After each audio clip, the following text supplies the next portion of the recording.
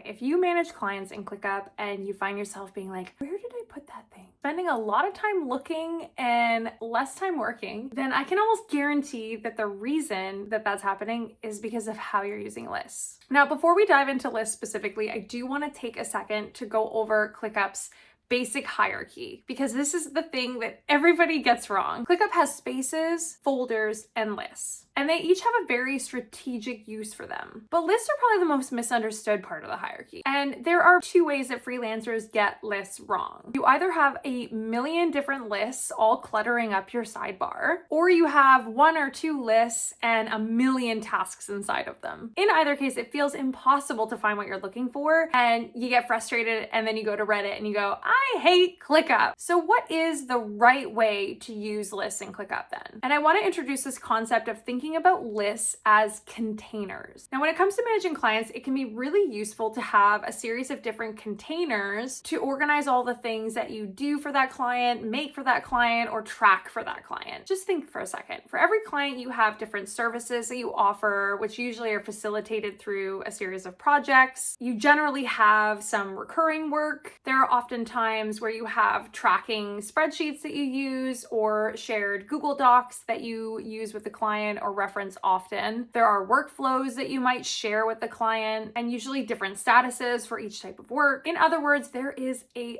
lot to keep track of. And lists is how you do that, how you keep track of all that by thinking about them categorically. And then eventually, when you create this series of lists in a categorical manner, then your ClickUp turns into an intuitive reference system so that you can find what you need when you need it without all the stress and the confusion. So obviously examples are always helpful. So let's look at a couple different ways to think about lists categorically. So you could have a list called account management, and within that list, you could have recurring management tasks. So say you do a monthly report, or you analyze metrics every 2 weeks. You might have recurring meetings that you have in place, standing monthly, or even just having a placeholder to schedule and track time on meetings with clients. You might even use an account management list to keep track of and document meeting minutes. You might have a list called social media management, which is a service list. And within it, you could have projects for monthly content calendars if you create your content 1 month at a time. You could do one-off profile optimization projects. You might even have recurring community management tasks that you do. So say every other day or every day you dedicate 15 minutes to responding to DMs. These are all examples of tasks that you do inside of the social media management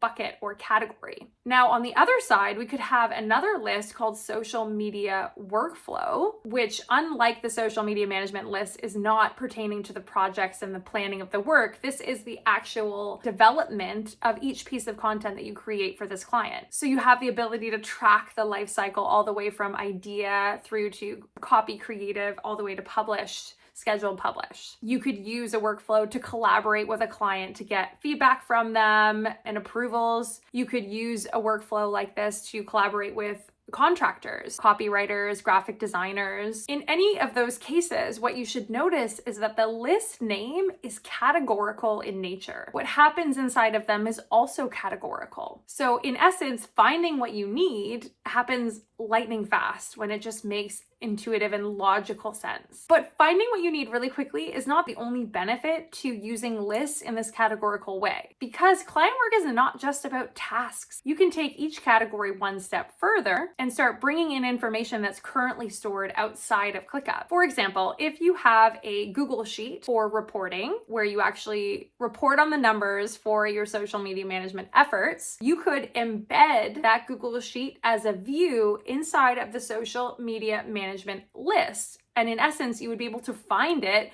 within 1 or 2 clicks. The other benefit to embedding Google Sheets directly as a view inside of ClickUp, inside of a list, is that you can literally use the Google Sheet the same way you would if you went outside of ClickUp. Like, you can update all of the metrics, you can do formulas. It's as if you're inside of Sheets, inside of ClickUp, without leaving ClickUp. The same applies to Google Docs. If there's a specific piece of information that would be beneficial to see when you're working on a certain category, then you can add it to the list description and actually pin it so that you always have it right there when you're looking inside of your ClickUp. So an example of that could be for your social content workflow list. You could put in the list description how many posts you do per whatever the cadence is. So if you do 30 posts a month, then you could just have that little piece of information there so that you never forget. You could add whatever information you need and you don't have to look elsewhere for it. You don't have to go to your strategy document to find it. And even more than that, for service-specific workflows like content creation or literally anything that you're creating, there is very likely going to be specific statuses for that type of work that only apply to that type of work. For content, you would have your content platforms. So if it's for Instagram, it's for LinkedIn, if it's for Facebook, you could also have the post status. So if it's an idea, if it's something, if you're in creative design, copywriting, client approval, publish, it can go all the way through the workflow from beginning to end.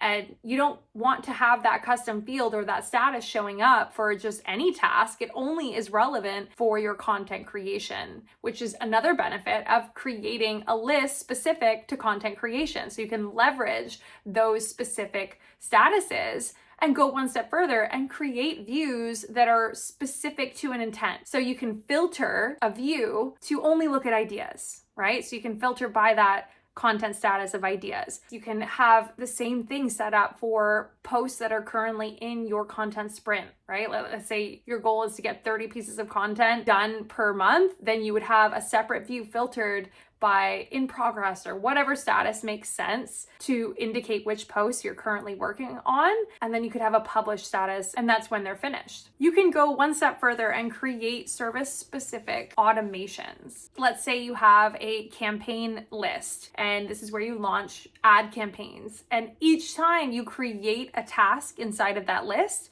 an automation is in place and it automatically applies a task template, which is the project and all the steps, the time estimates, everything that you do to launch a campaign just automatically is applied to the task that you just created. So in essence, the project just plans itself with a single click. Basically, what I'm trying to say is that the deeper you go into categorization with your list, the more opportunities there are to systemize and simplify the work that you do within that particular category. Because the goal with ClickUp is to have one place where you do everything in your business and ultimately just eliminate having to need to go anywhere else. And the more logical that one place is, the better. So I want you to think about each of your clients, and I want you to think about the categories for the list that make sense for those clients. What services do you offer to them? Does it make sense for you to have an account management list? Are there workflows that you would like to start incorporating into the systems you have for your clients? And once you have that all mapped out, I want you to think about within each category what types of recurring work there are, what projects you could create templates for, what external docs exist that you use regularly that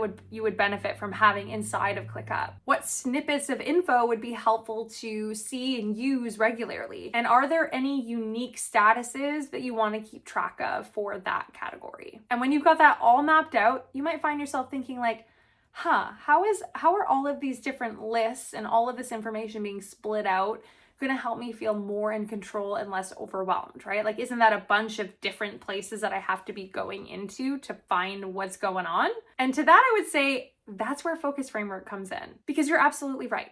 Having a bunch of different lists and no way to bring it all together into one place to manage your focus and your time, your days and your weeks, and plan that all out, that is a disaster. Focus Framework is the foundation of which everything that you'll build in ClickUp from here on out forever and ever is built upon, starting with client work. Because client work is the most demanding part of our business, and once you have that systemized, you can create some more space for other things, for more creative energy and actually reclaiming some of that time. So the link to the Focus Framework is in the description. Thank you so much for watching. And if you have an idea for a video or there's something that you would love for me to cover, my freelancers out there, I'm talking to you, drop a comment. I would love to know what you want my help with, and I will absolutely create a video, okay?